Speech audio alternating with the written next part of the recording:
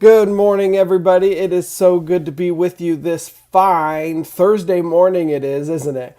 We are doing some devotionals to the Gospel of Matthew, walking along with Jesus' story, just trying to figure out what he's talking about, what he's leading us towards, what he's teaching us.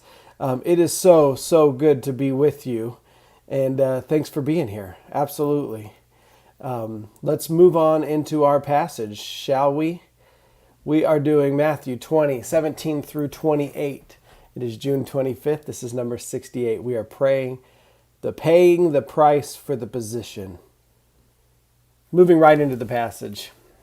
As Jesus was going up to Jerusalem, Jerusalem is the place. He's been heading towards Jerusalem since the Mount of Transfiguration, and he is going there to die.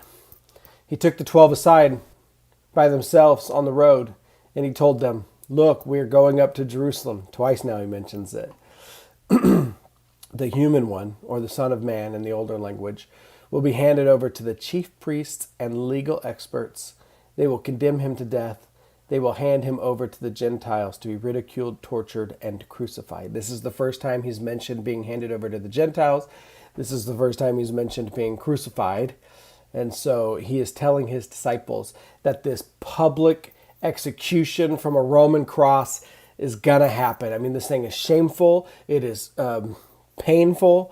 It's terrible. And he's saying, this is what's going to happen to me. I'm going to be handed over to the Gentiles, the Romans, and they're going to crucify me. But he will be raised on the third day. He'll be raised on the third day. So he's already giving them a bit of hope about resurrection. See, the Jews they believed in a general resurrection. Everyone was going to be raised, not just one person. So this is kind of the scandal of it. This is probably what doesn't make sense to them. But they get crucifixion.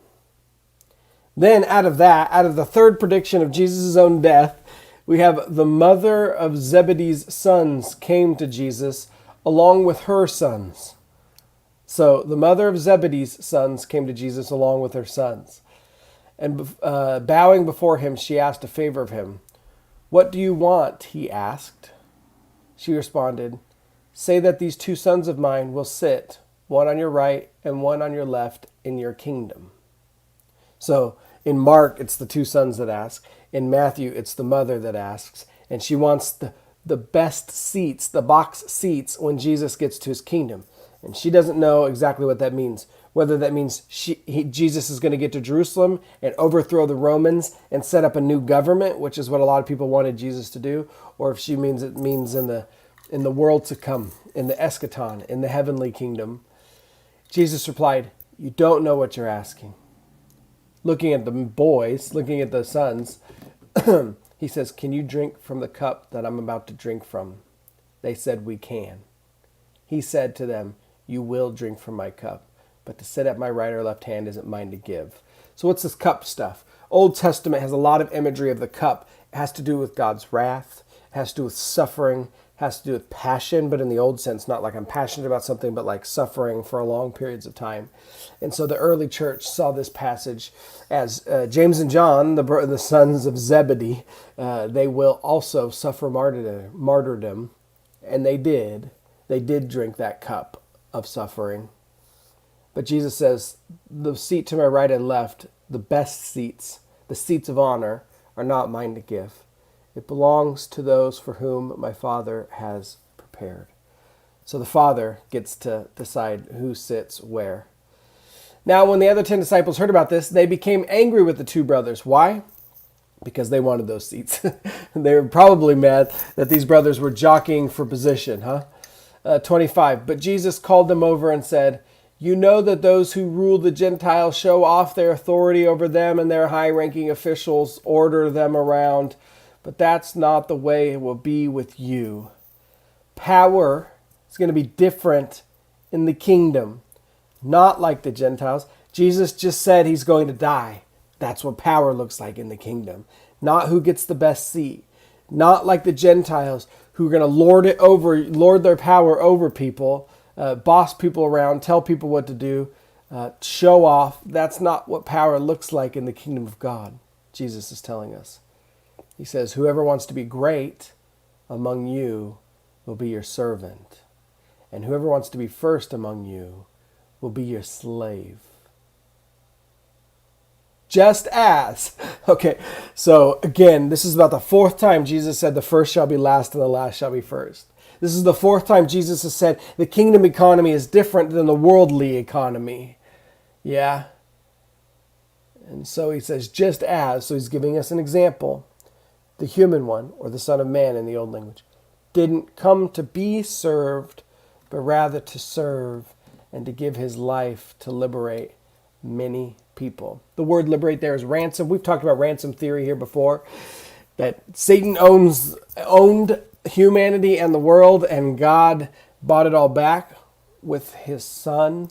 Jesus is the ransom offering price to redeem all of humanity and liberate us from Satan. It's an old view of what the cross does. A lot of people don't think about it like that, but Jesus here is talking about the ransom that liberates many people.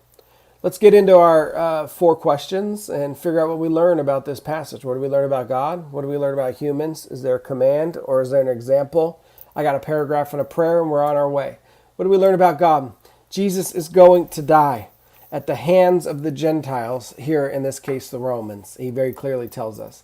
God the Father appoints the seats. It is not up to us to decide who gets to sit where. Jesus came to serve and give his life as a ransom for many. That's what he's saying. He's a different kind of king. And so he has a different kind of kingdom. And he has different expectations for those who live in that kingdom. What do we learn about people? We're going to fight for power and position. We always do. It's something we do. It's the sin nature in us, the broken parts of us that do. We love to lord over power that we have. We like to show off our authority. We like to order people around. And Jesus tells us greatness comes from service. Greatness comes from service in the kingdom of God. Command to obey. No command, but there is a spiritual law to guide your life. Whoever wants to be great among you will be your servant. Whoever wants to be first among you will be your slave. This is a spiritual law. If you want to know how to be successful in the kingdom, humble yourself, lower yourself, make yourself a slave, a servant to the people around you. That's greatness in the kingdom of God. Totally opposite from the world, but that's who we follow. Any example to follow? Not the disciples or the bad leaders who lord their power over people. Jesus tells us an example. Whoever wants to be first among you must be your slave, just as the human one did not come to be served, but to serve and give his life a ransom for many. Who's your example? It's Jesus Christ.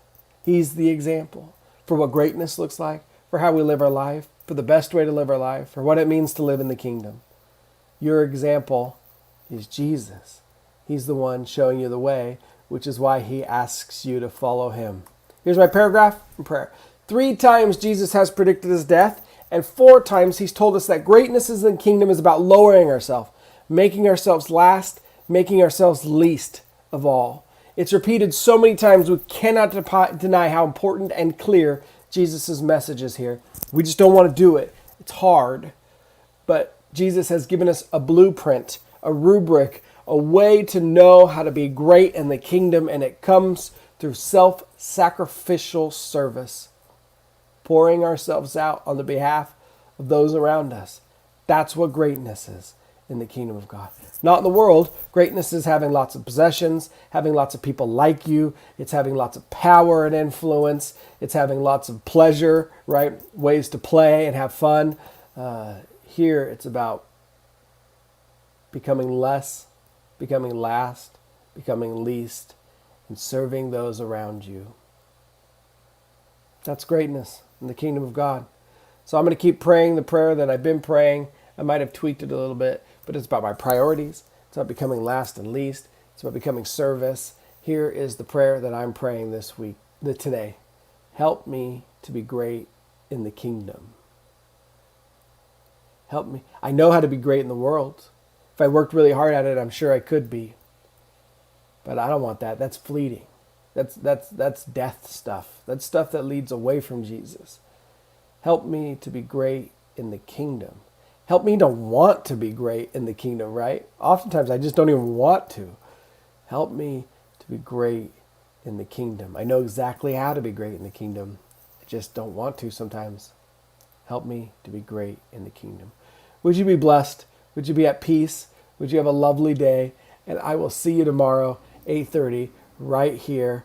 Go in peace.